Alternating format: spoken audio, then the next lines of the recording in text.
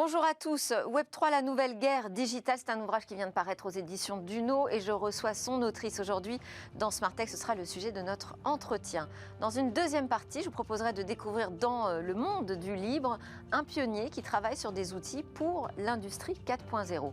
Et on terminera par une sorte de synthèse avec notre chronique Où va le web et ce Web3 pour l'industrie également. Mais tout de suite, c'est le moment de l'entretien. On parle avec l'autrice Caroline Fayet de son ouvrage Web3, la nouvelle guerre digitale, comment reprendre le pouvoir aux géants du numérique.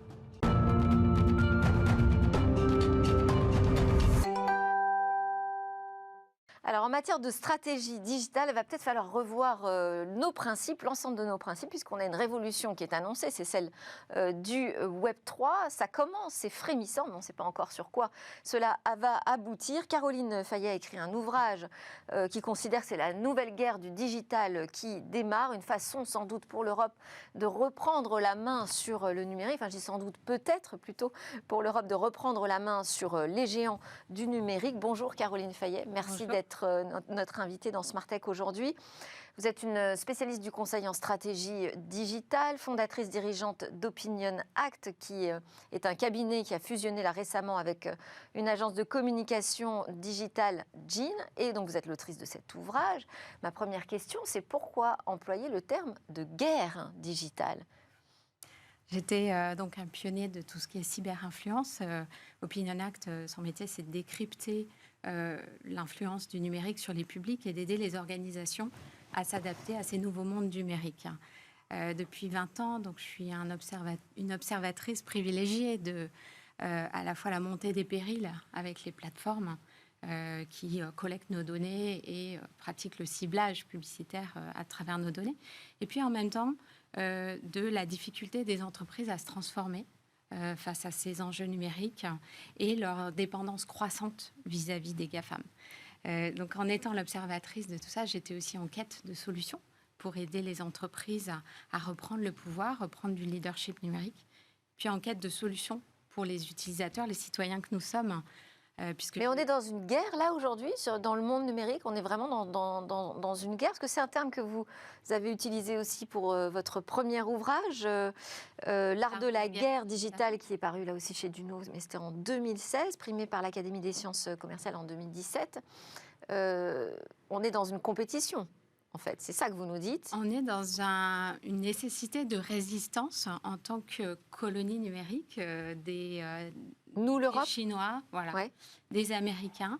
On a à la fois un enjeu de guerre économique pour arriver en Europe à effectivement avoir un avenir numérique pour nos économies qui soit viable, mais aussi une guerre idéologique dans la mesure où la maîtrise de nos données par des puissances étrangères présente un enjeu sur notre démocratie, sur nos libres arbitres.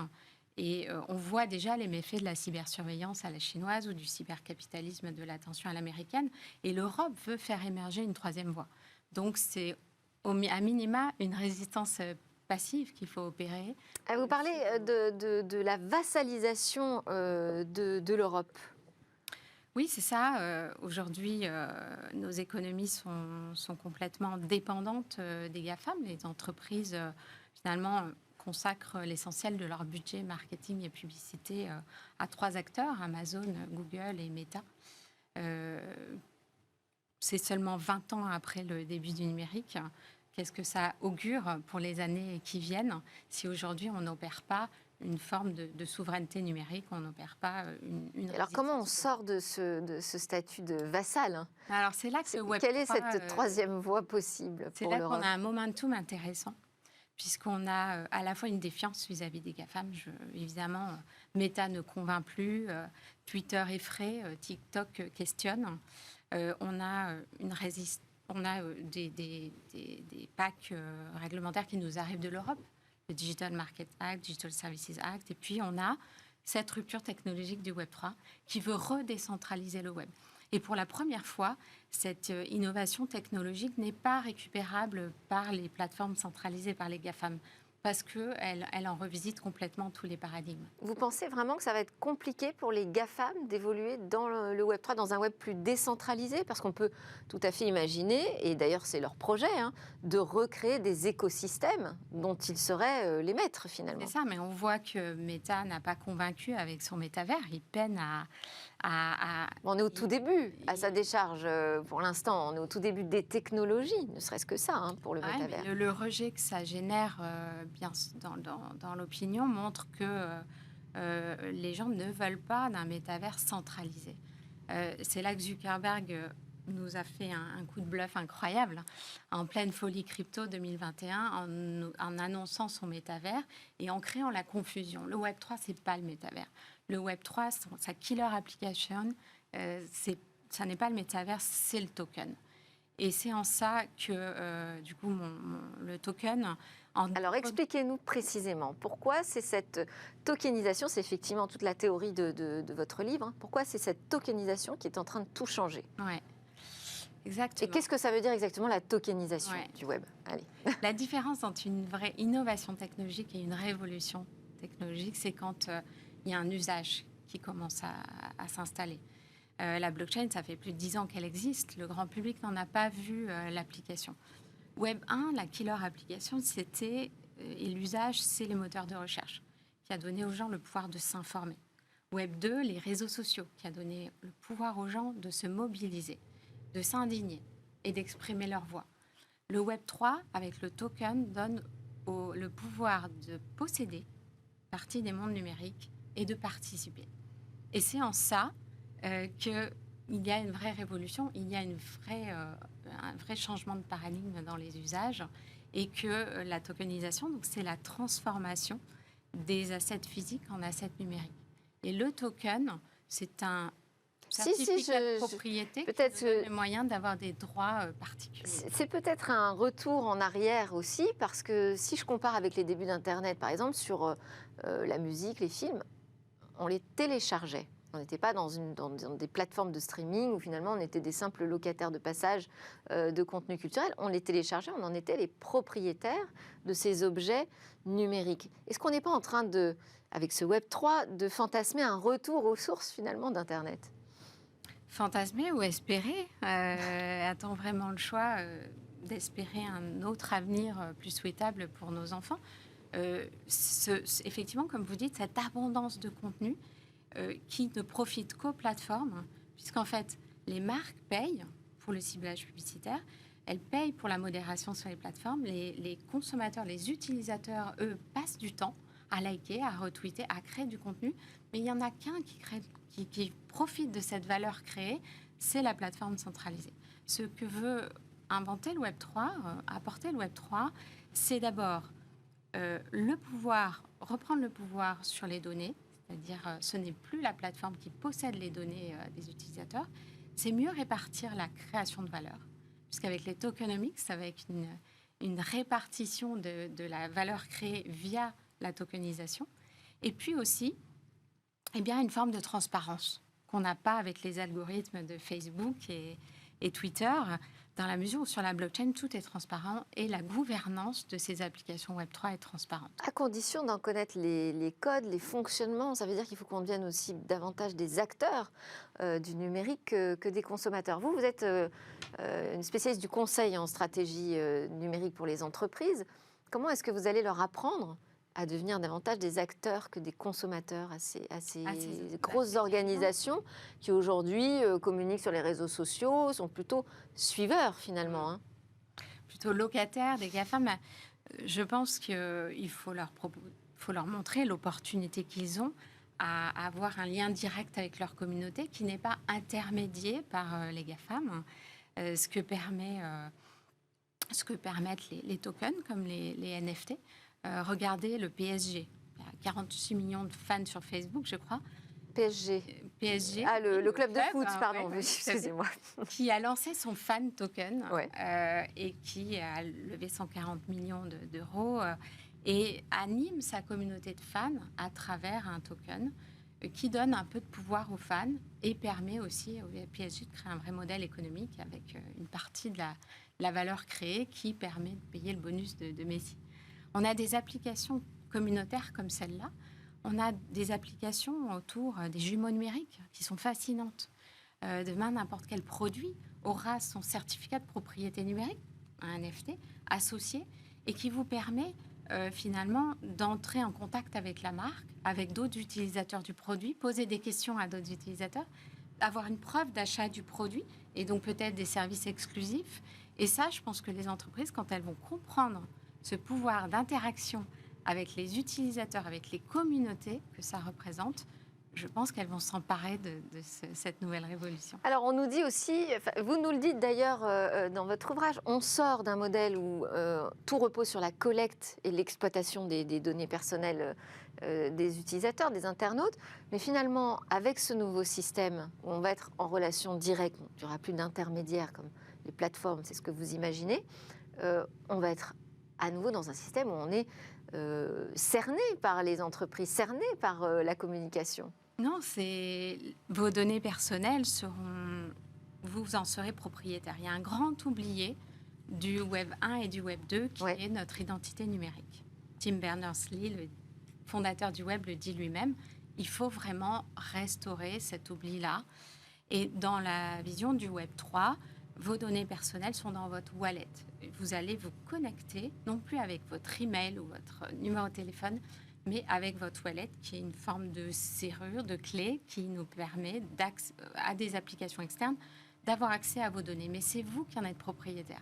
Je pense que dans 10 ans... Oui, c'est nous qui décidons ce qu'on partage ou ce qu'on ne partage pas. Exactement. En fonction de qui nous le demande. Mais si je reprends, je suis là pour la contradiction, pour qu'on pousse un petit peu plus loin la réflexion. Si je reprends le principe du RGPD, par exemple, avec les bannières de cookies qui nous demandent notre consentement, au final, on dit tous oui. Mais justement, je pense que dans 10 ans, on dira, mais c'était quand même dingue qu'on soit là à cliquer sur des sites internet pour dire oui, non, j'accepte, etc. Avec les wallets, on va pouvoir le dire une fois. Tel type de média, j'accepte de donner tel type de données. C'est quand même, d'un point de vue expérience utilisateur, ça n'est pas possible que ce soit pérennisé et qu'on n'innove pas justement avec ces wallets pour pouvoir dire une fois comment on souhaite utiliser nos données. Ce sera un numérique responsable, pas d'un point de vue environnemental, mais un numérique responsable d'un point de vue de la protection des données personnelles. Vous pensez ce Web 3 ? Oui, et les entreprises vont devoir s'adapter à ce monde qu'on appelle zéro party data, par opposition au third party data des GAFAM, où en fait, zéro party data, ça veut dire je ne donne les données que pour ce que je consens vis-à-vis des entreprises. Et les consommateurs n'ont pas de problème à partager leurs données à condition qu'ils sachent comment elles sont utilisées, qui en fait quoi, et qu'ils puissent le faire de façon simple, que ce soit utile pour eux. Et comment une entreprise de stratégie numérique travaille dans la communication ? Vous avez fusionné avec une agence de communication numérique. Comment vous allez travailler sans ces données personnelles ? Ça aussi, c'est un gros changement. Même pour nous, même toutes les agences digitales aujourd'hui, c'est effectivement une nécessité de se remettre en question sur la déontologie de notre métier, sur l'éthique qu'il y a derrière l'utilisation d'un TikTok. Est-ce qu'on est OK avec ça ? Est-ce qu'on ose questionner nos pratiques et à profiter, commencer à faire la bascule vers des utilisations, évidemment, qui sont aujourd'hui un peu exploratoires, mais où il y a déjà des technologies françaises, comme Ariani, qui offrent des alternatives à ces plateformes centralisées. Je pense que c'est un devoir pour nous, professionnels de la communication, mais aussi pour les annonceurs qui financent aujourd'hui, finalement, nourrissent le monstre que sont les GAFAM. Alors là, vous avez cité Ariani. C'est vrai qu'on a pas mal d'entreprises françaises, c'est pas que des startups, des entreprises, qui sont assez bien positionnées sur ces technologies du Web 3. Et vous nous dites, là, on est à un moment, vous l'avez dit, on est à un moment où finalement peut-être que l'Europe a une carte à jouer. Vous, lors de vos études à HEC, vous étiez dans la même promo que Pierre Kosciusko-Morizet, donc fondateur de Price Minister. C'était le moment où le e-commerce a explosé. On avait quand même des grands acteurs français encore à ce moment-là sur le e-commerce. La donne, elle a complètement changé. Est-ce que vous pensez là qu'avec l'arrivée, cette émergence de ces technologies Web 3, on est un peu aussi encore en train de revivre une effervescence où on pourrait, nous, la France, l'Europe, s'imposer comme des acteurs majeurs ? Mais je le souhaite sincèrement. Et prendre un vrai leadership. Parce que vous me dites, on n'a pas de leadership. Ouais, C'est vrai, on n'a pas de leadership. Comment on fait pour l'attraper, ce leadership ouais, il faut sur le croire en nos numérique? capacités en Europe, il faut croire à notre possibilité d'installer un leadership numérique. Euh, Moi, je déplore un peu que dans les médias, on ne parle que de la faillite d'FTX et on adore jouer les Cassandres en France, alors que pendant ce temps, au Japon, NTT Docomo, l'opérateur mobile majeur, investit 4 milliards d'euros dans la création de services et applications Web3. Donc voilà, on a quand même effectivement des belles startups en Europe. Aujourd'hui, je vous avoue qu'on est tous à se dire, c'est pas plus mal que la hype, la bulle soit un petit peu redescendue, parce qu'on va pouvoir construire les vrais services, les vrais usages, et on n'aura pas ce côté asynchrone entre des valeurs financières qui ne sont pas du tout à la hauteur de la réalité des usages du Web3. Mais moi, j'ai vécu la bulle Internet des années 2000, hein, et je revis exactement la même chose. Qui se souvient de la faillite de PèreNoël.fr, qui a été une grosse arnaque du e-commerce, hein. Donc je pense que dans 10 ans, FTX, on ne s'en rappellera plus. Mais on verra les usages qui ont émergé entre-temps. Et en quoi le modèle décentralisé serait un modèle plus proche de nos valeurs à nous, européennes?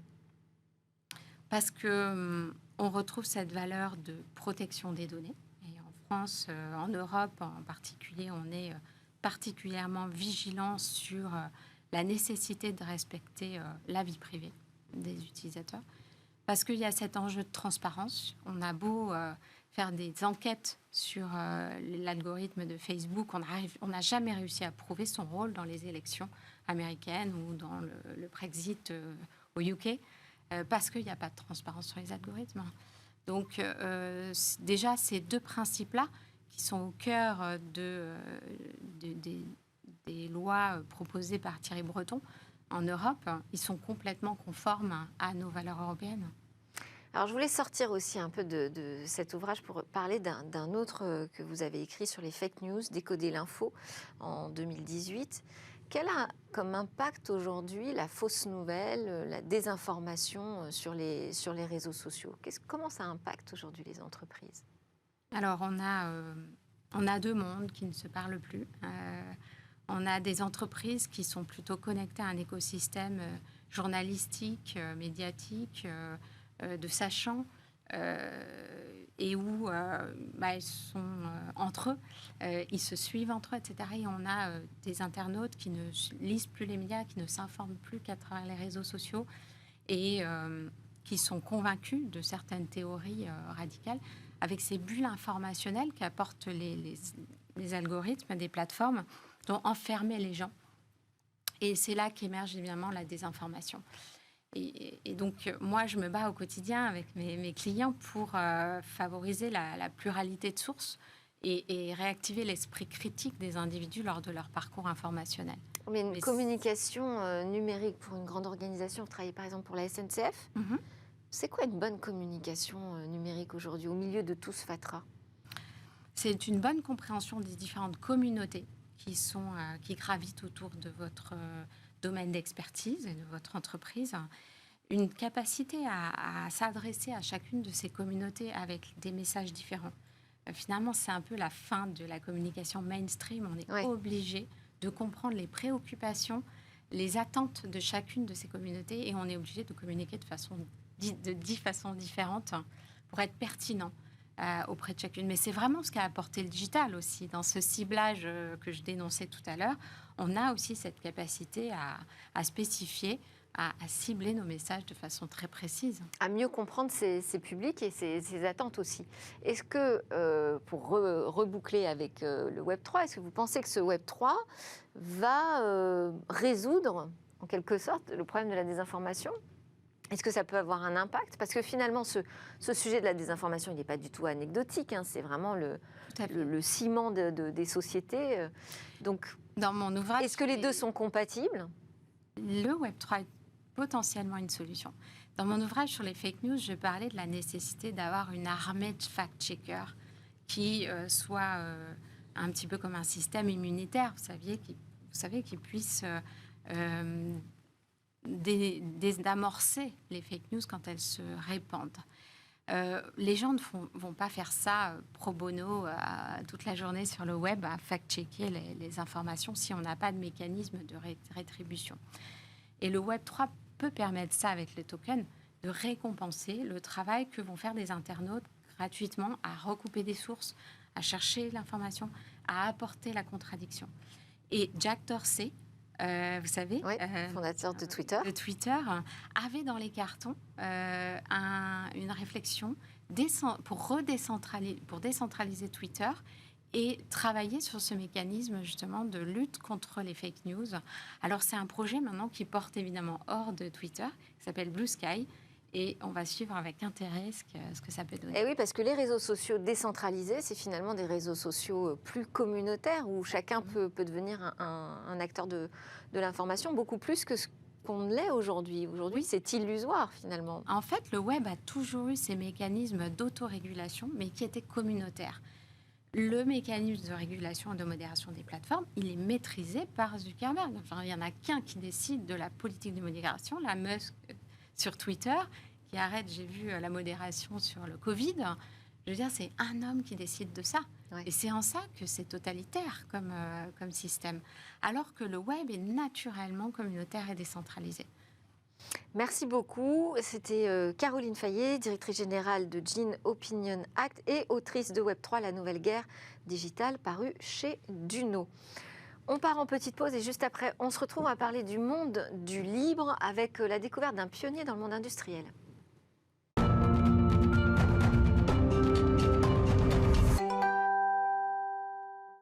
Vous regardez Bismart, c'est l'émission qui est consacrée tous les jours au numérique, aux nouvelles technologies, au monde de l'innovation et au monde du libre, au monde du logiciel libre exactement.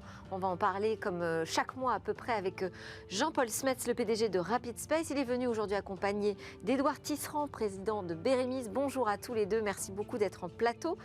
Je vous ai présenté dans le sommaire comme un pionnier. Vous faites figure de pionnier finalement dans le monde industriel avec votre solution libre. Mais je ne vais pas vous donner la parole tout de suite. On va d'abord faire un peu de contexte avec Jean-Paul. Un peu de contexte sur ce monde du libre dans le monde industriel où ce n'est pas très coutumier d'en parler finalement. C'est un domaine où le libre est plutôt assez discret. Oui, il y a deux domaines dans l'informatique où le libre n'est pas le modèle dominant ou n'est pas un modèle significatif, les télécoms radio et l'informatique industrielle, ou plus précisément l'automatique industrielle. Et parce que dans le reste du numérique, quand même, je le précise, parce que vous nous le rappelez régulièrement, le cœur des grandes solutions numériques qu'on utilise, ce sont des logiciels libres. Tout est libre, presque partout. Et même aujourd'hui, dans la création artistique, on trouve du libre sérieux pour faire de la musique avec LMMS. Je connais des graphistes qui travaillent avec GIMP et Inkscape. Il y a eu des films faits avec Blender. Donc ça va très loin, mais dans les télécoms et dans l'automatique industrielle, ça résiste. Eh bien alors, donc on va avoir un point commun. Pourquoi ça résiste? Alors, c'est des industries déjà de normes. Le 3GPP pour les télécoms et l'IEC pour l'automatique industrielle. Après, c'est étonnant, mais c'est des industries où les acteurs dominants, c'est des Européens. Donc Ericsson, Nokia pour les télécoms. Dans l'automatique industrielle, Siemens et Schneider. Et c'est des industries avec de la régulation et de la criticité. On ne va pas allumer une station 5G sans l'autorisation de l'ARCEP en France. Et quand on met à jour une chaîne de production dans une usine, on n'a pas envie qu'un bug conduise à ce qu'un ouvrier soit blessé ou même tué. Oui. Alors vous avez évoqué le terme d'automatique industrielle. C'est précisément le domaine de Bérémis, mais on va expliquer peut-être précisément ce que c'est. Alors, c'est à mi-chemin entre les maths et l'informatique. C'est un vieux domaine et c'est en fait ce qui fait que quand on appuie sur le bouton d'un ascenseur, on a très confiance dans le fait qu'on va arriver au bon étage et que l'ascenseur ne va pas devenir fou et s'écraser sur le sol. Sinon, on ne les prendrait pas. C'est ce qui fait que le métro de Lille est automatique depuis 40 ans avec de facto aucun incident majeur sur les voyageurs. C'est ce qui fait tourner les chaînes de production des usines Stellantis, BMW. C'est ce qui fait quand on ouvre la cage dans la chaîne de production où se trouve le robot s'arrête pour éviter de donner un coup de patte et de tuer un ouvrier. C'est ce qui contrôle les centrales nucléaires, les usines chimiques. Et en fait, c'est un marché énorme. C'est 200 milliards d'euros aujourd'hui, en 2022. Ça sera 400 milliards en 2030. C'est exactement la taille du marché du cloud. Et on n'en parle jamais. Oui, c'est vrai. Et les leaders, c'est 2 Européens, 2 Japonais, un Américain. Donc Siemens, Rockwell, Mitsubishi, Schneider, Omron. Et c'est le cœur de ce qu'on appelle l'industrie 4.0.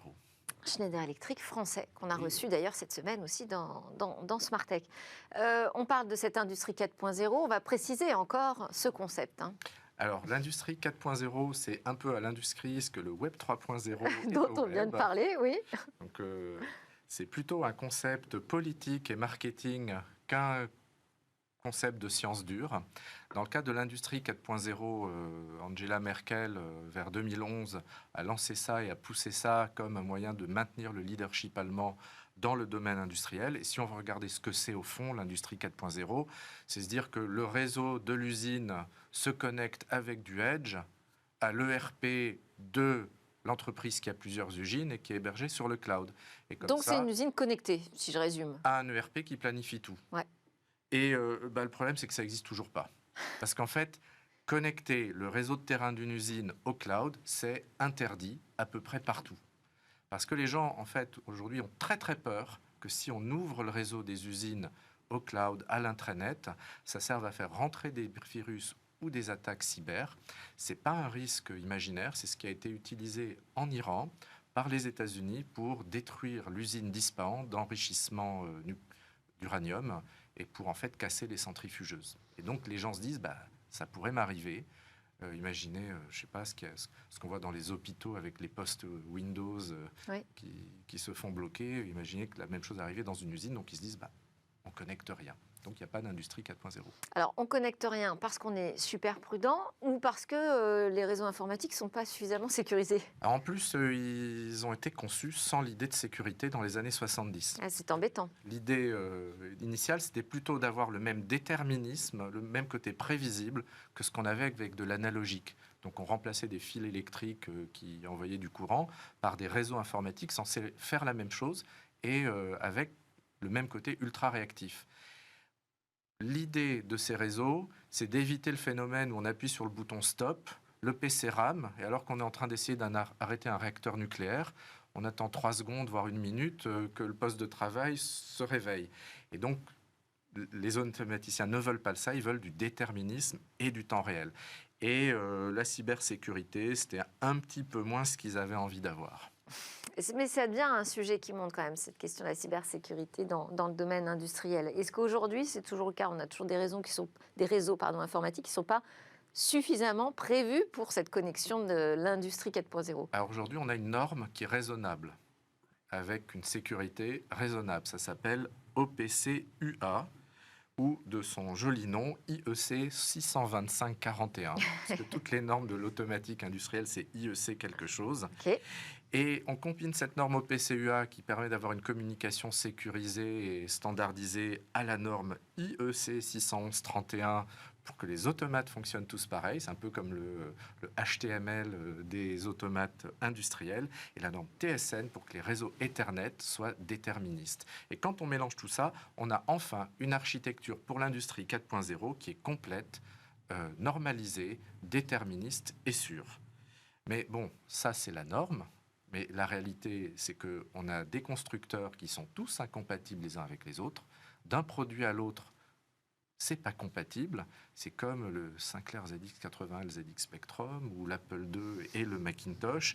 Donc l'automaticien industriel, il se promène avec son laptop. Dans son laptop, il a une version du logiciel de contrôle de chaque version, de chaque constructeur, de chaque outil, de chaque usine.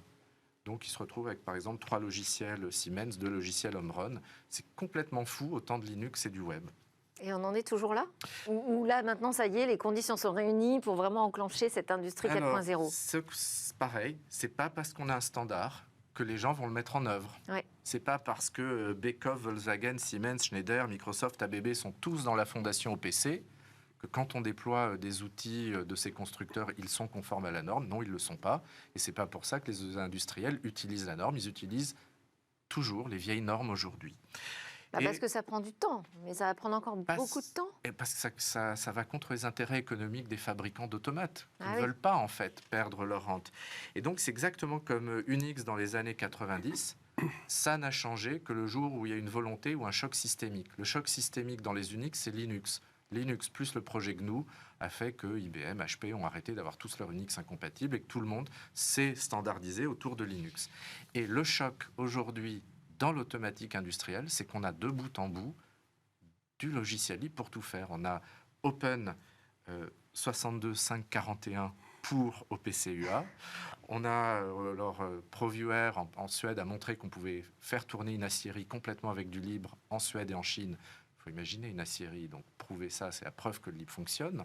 Mais c'est pas conforme au standard IEC, donc c'est pas adopté. Maintenant, on a Bérémise qui implémente tous les standards, le standard 611-31, le standard CAN pour l'industrie automobile, OPC-UA grâce au sponsorship d'un opérateur de Edge Cloud européen. Et tout ça sur du matériel libre, par exemple avec Olimex, des processeurs européens comme NXP ou ST Micro. On a enfin de bout en bout la chaîne complète en logiciel libre pour faire tourner du Edge au niveau du réseau de l'usine, du cloud pour les ERP, connecter tout ça, ça y est. Et en plus, tout est européen et tout est souverain. Et en plus, grâce à vous, Jean-Paul, on a Édouard Tisserand en plateau ce matin dans Smartech. Vous, ça fait donc 15 ans que vous êtes sur ce sujet de l'automatique industrielle. Déjà, peut-être une réaction à ce que nous a expliqué Jean-Paul. On ne pourrait pas être plus précis. C'est effectivement la situation dans laquelle on est. On a des standards ouverts depuis un certain temps qui mettent beaucoup de temps à être adoptés. Et parce que j'ai dit, ça fait 15 ans que vous y travaillez, mais donc là, visiblement, on n'est qu'aujourd'hui au moment du choc systémique. Oui. Qu'est-ce qui s'est passé? C'est compliqué de les convaincre, ces industriels? Il y a une véritable inertie et l'information est très peu partagée dans le monde de l'industrie. Le logiciel libre, de manière générale, a du mal de pénétrer et il y a très peu de retours aussi. Quand les industriels utilisent du logiciel libre, ils ne s'en vendent pas. Pourquoi? Je pense que c'est une culture du secret. D'accord, c'est pas lié au fait que ce soit de l'open source. Et alors pourquoi avoir choisi justement de proposer du logiciel en open source? Qu'est-ce que ça change? Qu'est-ce que ça apporte par rapport au logiciel classique industriel? En fait, c'est né d'une frustration. Mes premières expériences professionnelles dans le monde de la fabrication de machines ou de la fabrication des composants de machines, au bout de 5 ans dans ce milieu-là, je me suis rendu compte que on était très limité avec les solutions propriétaires qui étaient vendues. On ne pouvait pas interconnecter avec d'autres types de langages, avec du code existant. On ne pouvait pas customiser, on n'avait pas d'informations sur les détails du fonctionnement de ces solutions. Et bien la solution évidente, sachant que j'avais une prédisposition naturelle étant tombé dans la marmite de logiciels libres quand j'étais petit, la solution évidente, c'était de faire une implémentation ouverte qui permettait à tout le monde de la maîtriser de bout en bout. Jean-Paul, comment est-ce que tu as découvert Bérémise? Alors, je cherche toujours les domaines qui ne sont pas encore, on va dire, colonisés par le libre. Ouais. Et donc, j'ai découvert télécom radio, automatique industrielle. Puis après, je suis allé vous chercher qui a réussi à faire quoi. Et donc, j'ai d'abord trouvé les Suédois de ProViewer. J'ai vu qu'il y avait une certaine limite à leurs produits en termes de normalisation et de portabilité. Puis j'ai cherché. Et alors, en fait, c'est en tombant sur un papier de recherche de Russes qui comparait les solutions libres dans l'automatique industrielle que j'ai compris que, en fait, le travail le plus extraordinaire qui avait été fait, ça a été fait, en fait, par Édouard Tisserand et des gens au Portugal. Dans le sud de la France. Ouais. Et je pose cette question parce que c'est quand même terrible, je trouve, de savoir qu'on a des pionniers dans un domaine, mais qu'ils ne soient pas identifiés. Vos clients, ils sont où aujourd'hui, vos clients?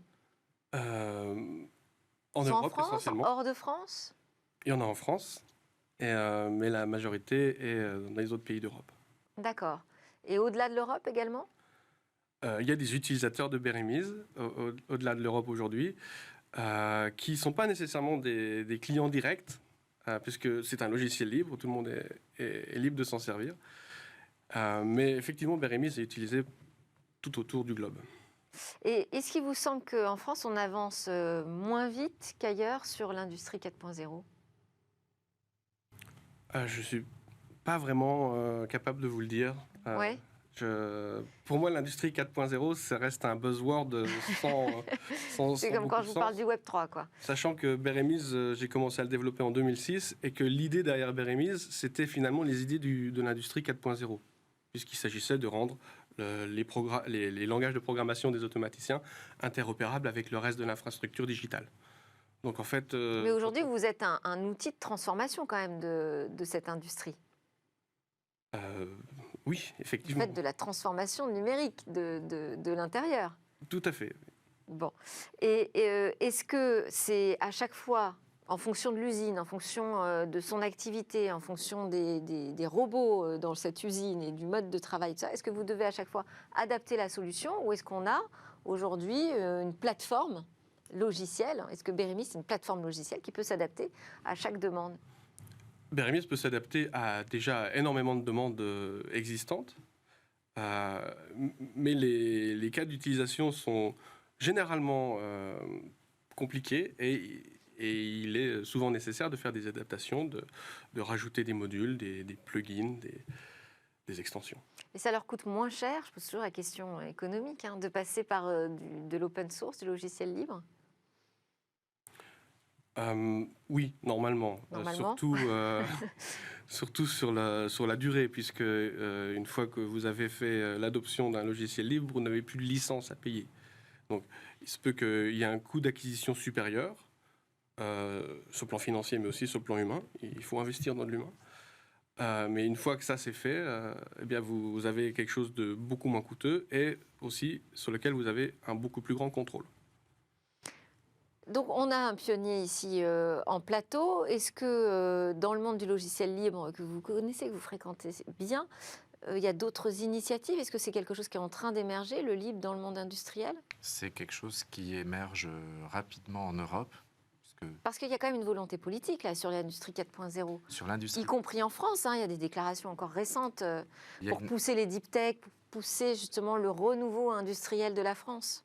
Il y a une volonté politique affichée sur l'industrie 4.0, mais ce qu'on regarde pour moi dans la pratique, la traduction, c'est Open 62541 fait par le Fraunhofer, l'université de Dresde, l'Inutronics en Allemagne, qui en mettant une implémentation libre du standard OPCUA accélère tout le monde.